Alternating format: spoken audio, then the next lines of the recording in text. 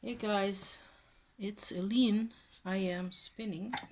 At least I'm trying to make it visible how I do this. This is a spinning wheel that I got from my mom-in-law back in the day, ages ago, that I've been using a lot.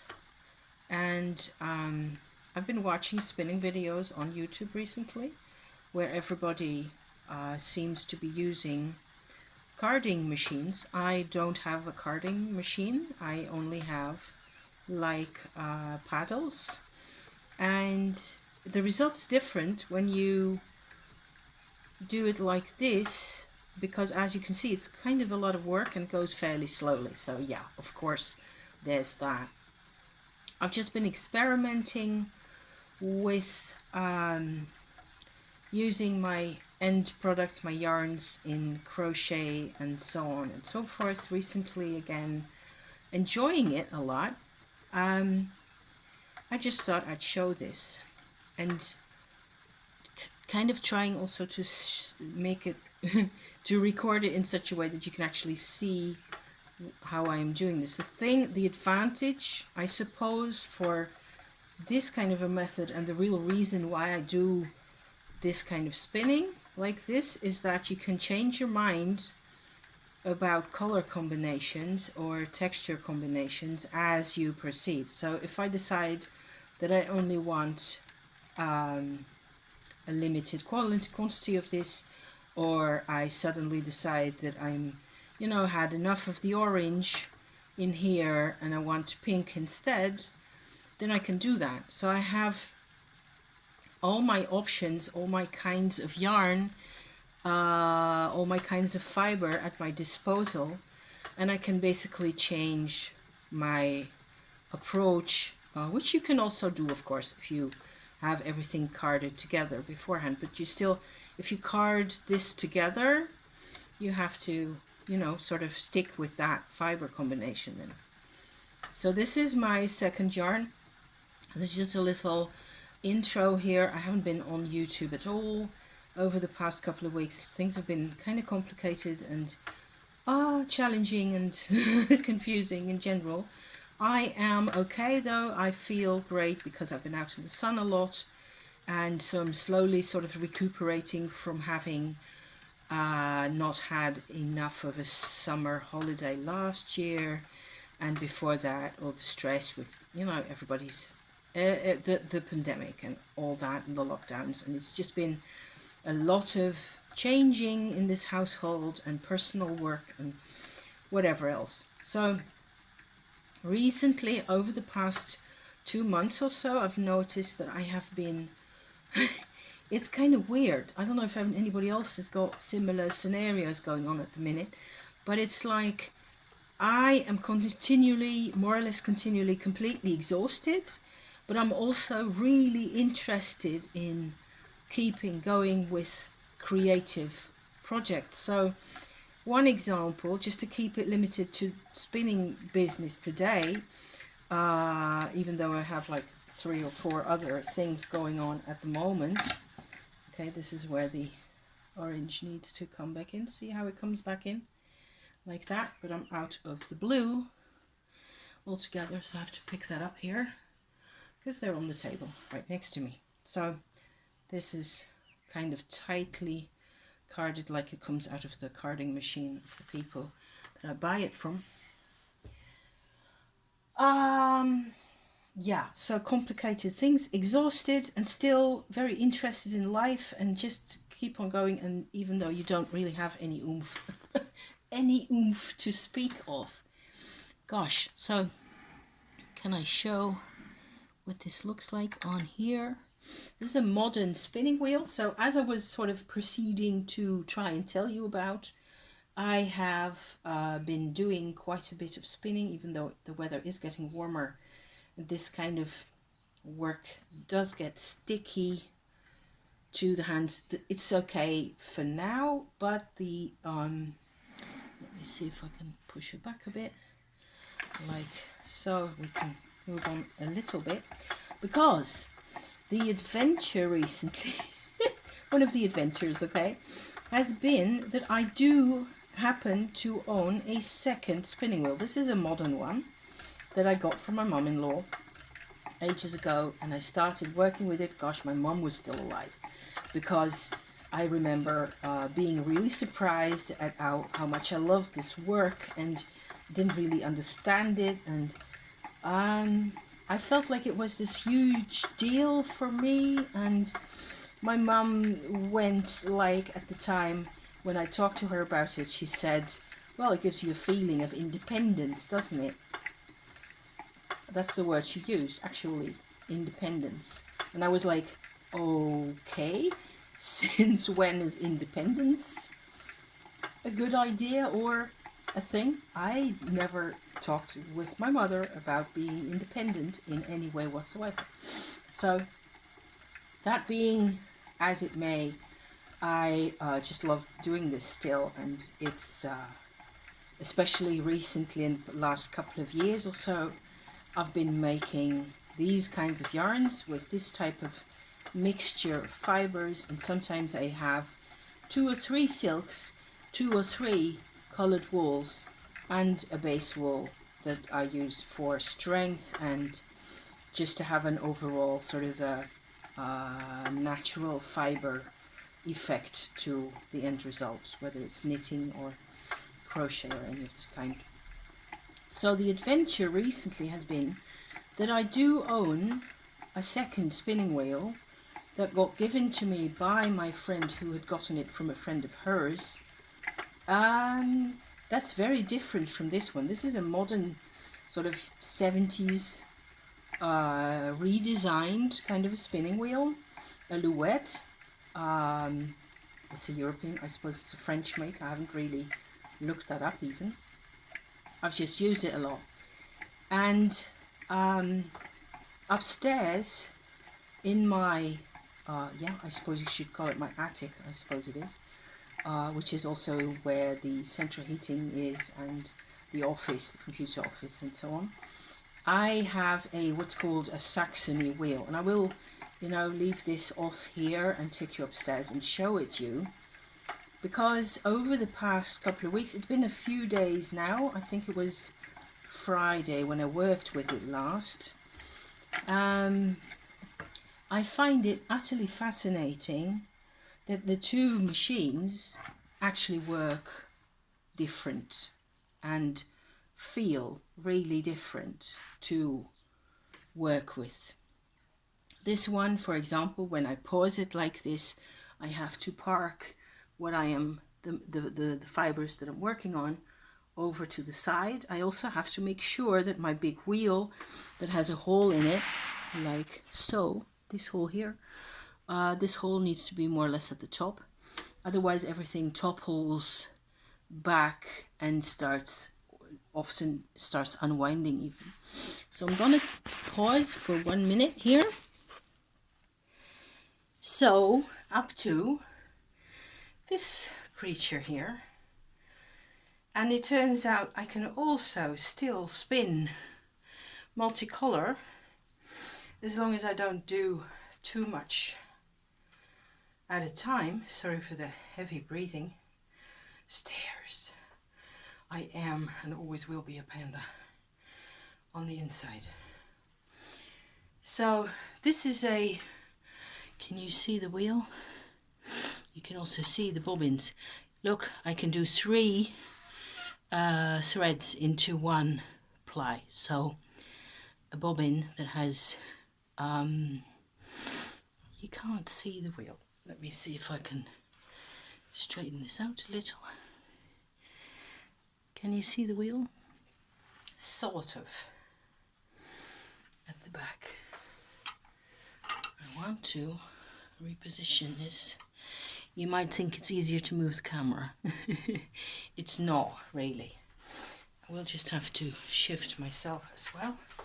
This is much more fiddly in terms of being in the right position with respect to the machine, and oops, it goes quicker. Can you see my hands? Kind of. and I can spin really fine with this. So far I have mostly spun only natural, so only straight off the fleece, you know, kinds of fibers. So I'm going to actually leave off the color for a second here, because that's just a bit much. It takes a lot more concentration, partly because, well, I have practiced with this spinning wheel for a week now, and I was sort of surprised at how the kind of yarn that you get from this spinning wheel will be a lot finer. So it's designed for a different purpose than the downstairs one, and so you have to make sure that the wool that goes into this is actually really properly carded. You cannot afford to have, I mean, little bits and pieces. There will always be in a fleece like that. But you can spin really fine and tight. Turns out that you can spin like this on the other machine as well, which I had tried that sometimes, but I didn't feel it. What it's going to be like is I will be doing this kind of fine work on this machine, and I needed to I suppose she needed to be lubricated is the word I was looking for. There were tension issues at the beginning. I am not sure. This is a vintage machine. Like I said, it was my friend who got given it, and she didn't see much of a chance for herself to have time for spinning at all. So she knew that I was into spinning, so she basically said, well, I'm going to have to throw it away if you don't take it. So so no pressure, which of course I didn't like at all, but okay. I went ahead and said, okay, let's just put the machine upstairs here and see what happens. And this is years ago, and I never felt much drawn to this. I tried it one time, and it was just so tight, and everything, the tension was way too tight on it, so it was really pulling really hard, and I didn't know what to do with it. And at the time I believed that it was really a vintage machine, or an antique rather, and that it was like I don't know, you tend to think maybe from things from a different age that they must be really difficult to work, or something, that it must be something that is something really hard to make sense of, because it's from a different age, and people for sure didn't have the same requirements that we do today, or they were just so much more used to hard work. I don't know what I was assuming. I was assuming things.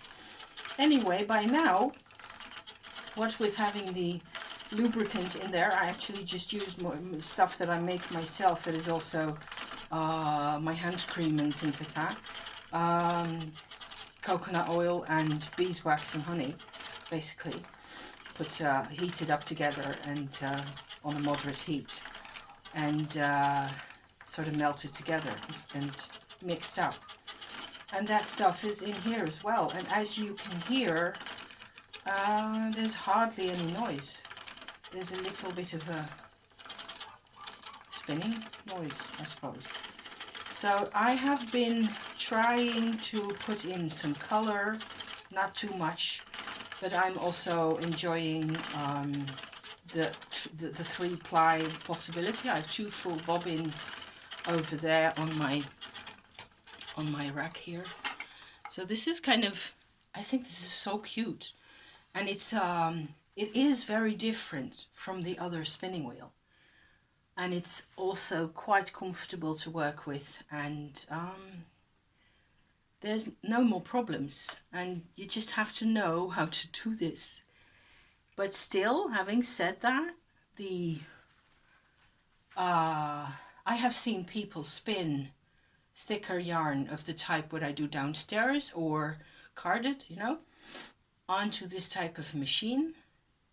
For me, that's not what comes out. What comes out here is basically the really fine stuff. For me, this is really fine.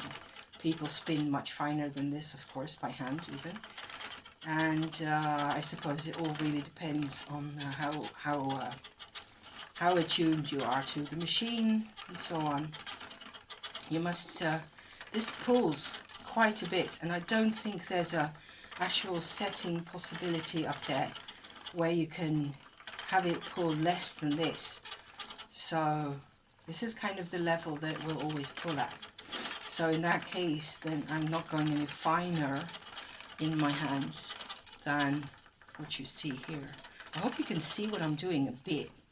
You know, it's just that it's been a real adventure getting to know this. This was just standing here in my attic and being a waste of just being, you know, at a loss.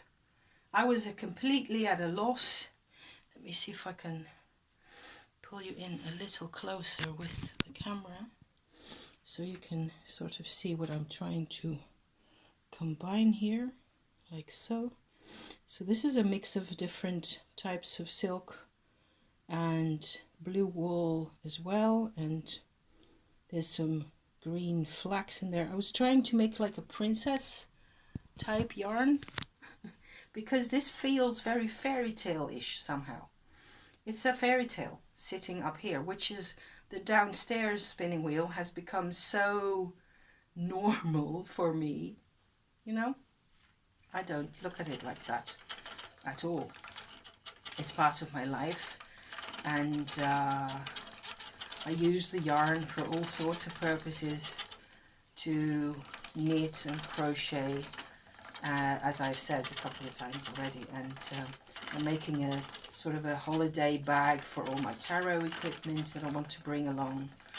And okay, by now it's actually working to put in the colored yarns as well. You have to make sure that you pull out enough if you don't want to have too much variation in the thickness of the yarn, and so on and so forth. So yeah, I hope this is of interest. You know, I just had a really complicated couple of days again, and I am, like I said, it's actually happy times, but I would also not mind at all having a little holiday, being out of the house for a little bit more, preferably with husband, you know, to just get a chance to talk about something else than work for a little. And that will all happen because that's what springtime is always like in this household. It's just very busy, and you're actually kind of knackered, and everybody's knackered, you know. So yeah. So this is a bit fiddly now to work with. I don't know if you can see any of the things that I'm trying to do here. You can, turns out that you can also spin really fine. This does go even slower than the downstairs machine, and it means that, seeing as I'm doing very fine work, the number of yards that I get out of this is of course more or less the same if I do the same type of work, but as it's much thinner, the you know, there's just less of it is what it's like. So I will have to see. I'm curious to see. I will eventually show you some end results, you know, whenever I can. So I think that's it for me for today. I've even wanted to talk about my second spinning wheel and this, like, how the different design of the machine really affects the work in a way that I wasn't aware of. Then again, on the positive side to that, it's a lot easier, it turns out, than I was afraid it was going to be. I thought it was impossible to work with, and it isn't at all. It's completely comfortable, as you can see. So there you go. 2 spinning wheels for the price of 1. These things go for all sorts of prices, and some of these bits and pieces are, I suppose, actually handmade.